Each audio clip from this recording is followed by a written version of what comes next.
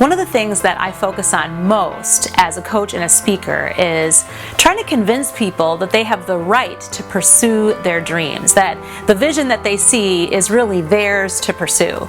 I really believe that it's hard, and I get it, because when I started this whole thing, there were so many reasons why I shouldn't have pursued it. It's something that I talk about in almost every video because it really sits deeply with me. I remember it very well, that there wasn't a lot of money and jobs available at the time, so people were really hanging on to what they had.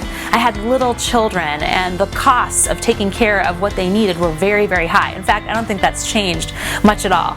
I was super unhealthy, and there were lots of things that I need to figure out in my life, and I felt a little bit like a hypocrite, like what right did I have to give people advice when I haven't figured it out myself? Also something that I deal with. And there were just so many reasons why I shouldn't do it that it really held me in place for a while. And I will tell you that I'm not sure why it was at that moment that I decided to give myself permission. I don't know why, but I'm really, really grateful for it.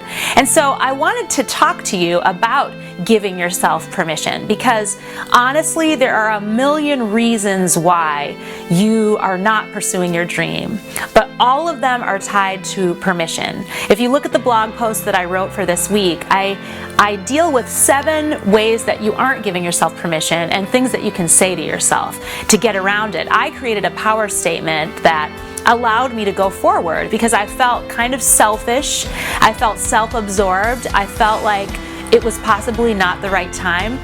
And I had to give myself a reason to move forward, something that I could tell myself, okay, it's going to be okay if I keep doing this. And that was a statement that was in the middle of my vision board.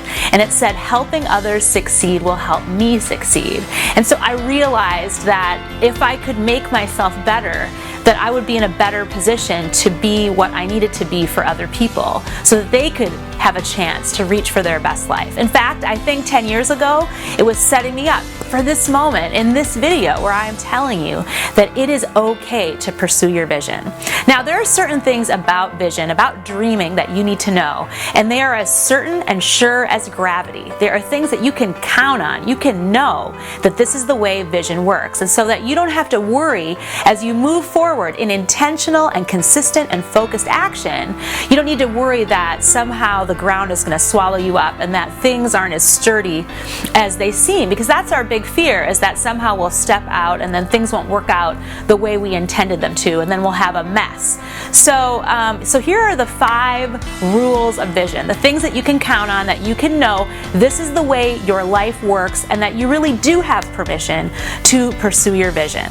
Number 1, if you're alive, then it's your turn. I say this all the time. If you can take breath in your lungs, breathe in and breathe out, it means you're alive, and it means that for some reason you have been given a chance to do whatever it is that you were put on the planet to do. And so you've got to know that and move towards your purpose, move towards your best life, knowing that everything else is going to work out, but it can be your kid's turn and your turn at the same time. In fact, I would tell you that as I pursue my vision, I have had more of an impact on my kids as I work alongside them, as they see me struggle and work to gain new clients, to try new things, that it's really laying the groundwork for a legacy that they will understand earlier than I did, that it is also their turn for the rest of their life. Number 2, everything is always better when you pursue your vision. Now, I'm not saying you fly off the handle and do things that are irresponsible. I'm not saying that at all.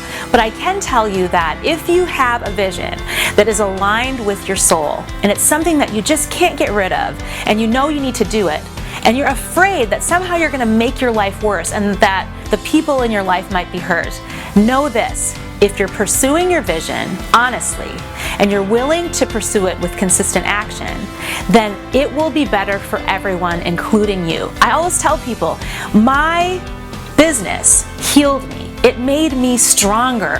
It made me more focused. It certainly made me healthier because I wanted to be the best that I could be so that I could be here in front of you.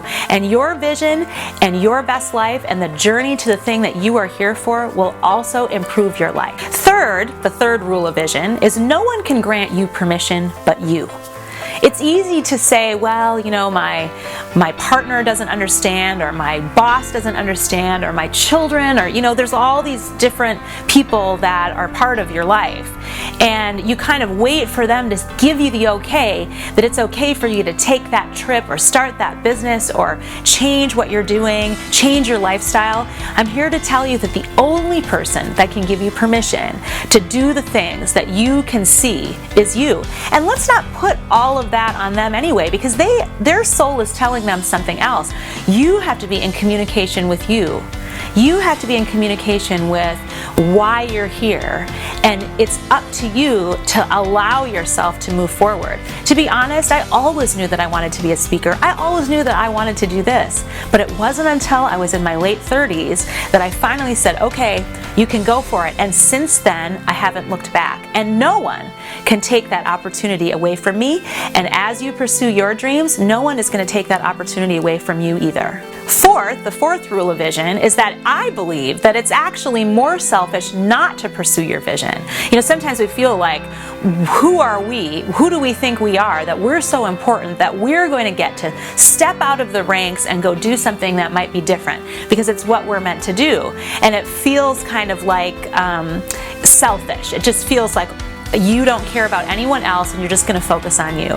But I would say this, that your best life is the full utilization of your talents and your gifts, and your community will be better off if you focus on that. And that actually it's more selfish to sit back and not push it, because that self-centered part of you is saying, we don't want to have to work hard. We don't want to have to ask the hard questions. We don't want to be ridiculed. We don't want to look different than everyone else. And so I'll tell you, don't be selfish and do the thing that you are meant to do, and we will all be grateful and better for it.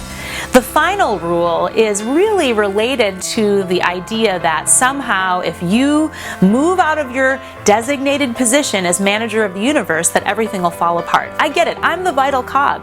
Everyone depends on me for so many things, and I like it that way. In many ways, it makes me feel needed and important because there's all these people that are depending on me, and I've always been that way. And I always thought, well, I can't leave my work, or I can't leave my friend, or I can't leave my child, because how will they handle it? And here's what I'll say, and this is rule number 5, that if you are taking the space up of something that is not your vision, it's not aligned with why you're here, it's not aligned with your best life, then you know what you're doing?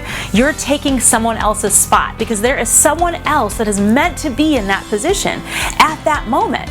Now, it could be long-term like a career, but it also could be that your child, when you're there all the time and you don't leave, that your child doesn't get to take their own spot in their life, or a friend can't step in, or another adult. It could be that at work that there's someone else that's perfectly designed for the position that you're holding, and because you're hanging on to it for dear life because you're afraid of the possibilities, they'll never get the opportunity to experience their best life and utilize their gifts to the extreme possibilities. So those are the 5 rules, and no matter how hard you try, you're never going to get away from them. Now I want you to know this. I want you to know this at the end of every single video that you watch, and that is this. It is scary to step out of the safety of average. I get it. It feels comfortable when you know the answers to all the questions and you've mastered whatever the ordinary circumstances in your life. But if you have a pull, I suggest you follow your vision, because it is on the other side of that. You will never feel more challenged, but you will never feel more secure in the knowledge that everything that you need is already there, and it's your job to just pursue it. I hope you like this video, and if you want more coaching like this, make sure you go to lizneed.com/100days, or go to my Facebook group, 180 Life Coaching, and please make sure that you subscribe, because it's because of you that I do this, and you completely inspire me. I hope I can do the same thing for you.